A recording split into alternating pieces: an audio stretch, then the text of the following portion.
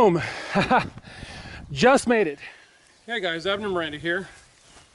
My first gig back in 2011 when I left law enforcement was selling body armor for a company that used to make military armor and was now transitioning into law enforcement, basically opening a law enforcement division. And I went to work for them just straight out of patrol. A buddy was in a management position. He was like, dude, I need you. I need your brain because you've got an analytical mind. So I came on board and had a lot of data thrown at me. And the reason that I bring that up, as you guys know, I'm always making notations in my phone. And one of the notations I made a few days ago says, talk about how 9mm can wreck body armor. And the other one is, a pistol, a Speedo, and flip-flops is almost too much for CQB. In other words, PDW. Okay, let me address the first one. When you do a body armor demo, NIJ06 levels of armor are soft armor. Okay, we're only talking about soft armor here.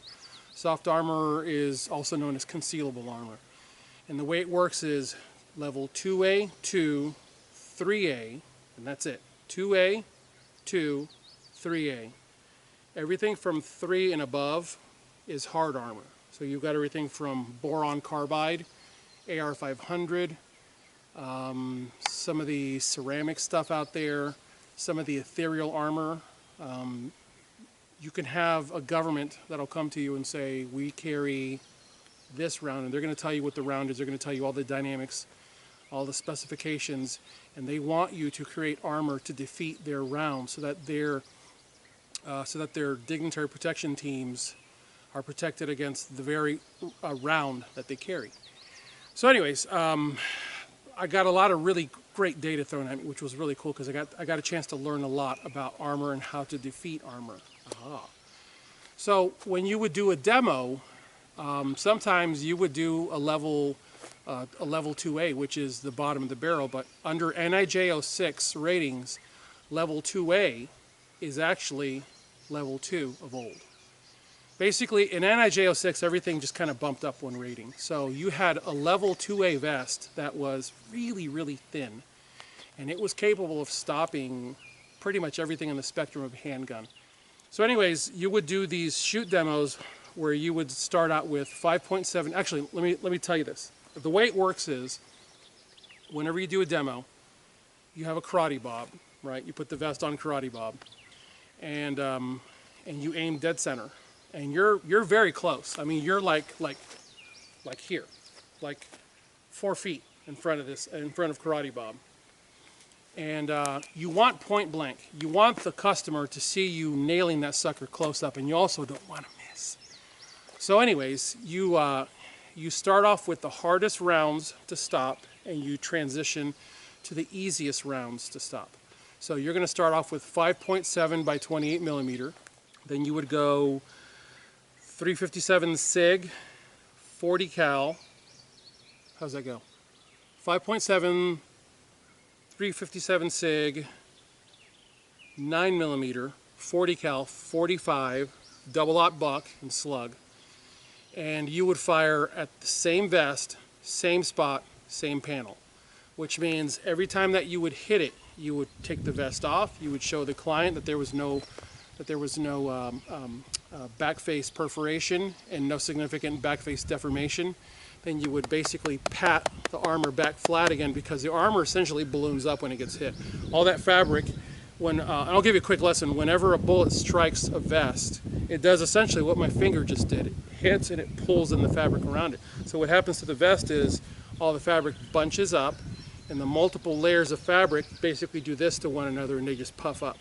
That's how it defeats the bullet. It essentially pulls in on itself, which, by the way, is edge hits. Edge hits are always going to be the worst ones to defeat on armor, because the panel doesn't have that much surface area to dissipate the energy, so it's eating a lot of the energy here in the corners because the corners are pulling in. That's a clue, by the way. Remember, guys, bad guys wear armor.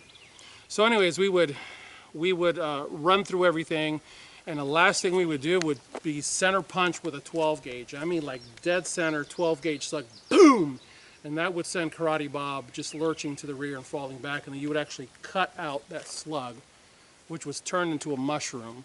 It was still hot. You'd cut it out and you'd show it to people. And they'd be like, here, take my money. So, and that really is what would happen. The reason I say this to you is, I want you to understand that when I say the shooting is 5.7 by 28 millimeter, 357 SIG, 9 millimeter, 40 cal, 45 double aught buck slug. We're talking about 9 millimeter is harder on a vest than projectiles fired from a 12 gauge. Guys, 12 gauge is unbelievably powerful.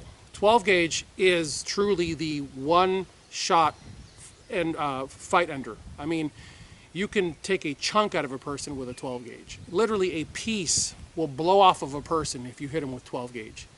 And it'll take them out. If it doesn't, even if the vest, like let's say that if you're talking about body armor, if you center punch someone wearing a vest with 12 gauge, you're gonna most likely disrupt the heart.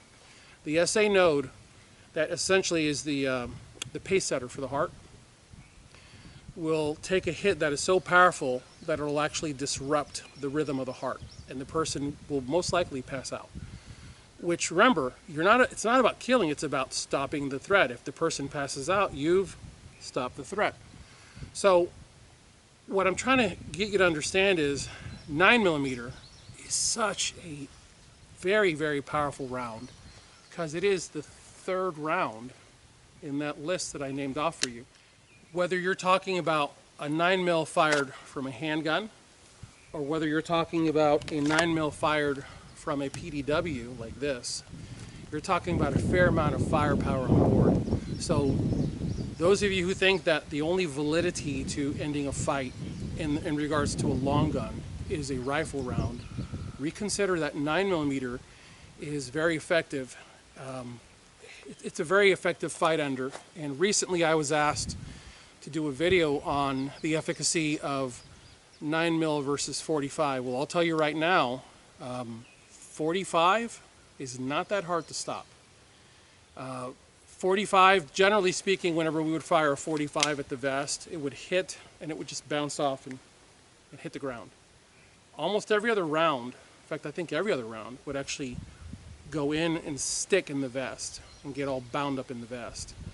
And 45 would just kind of go doink and just fall off onto the ground, which was really cool. I mean, it looked like Superman taking rounds, because it was poke, poke, poke, and they would hit the ground.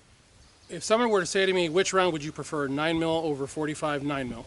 Like, without even thinking about it, 9 millimeter. The velocity is better, the accuracy at range is better.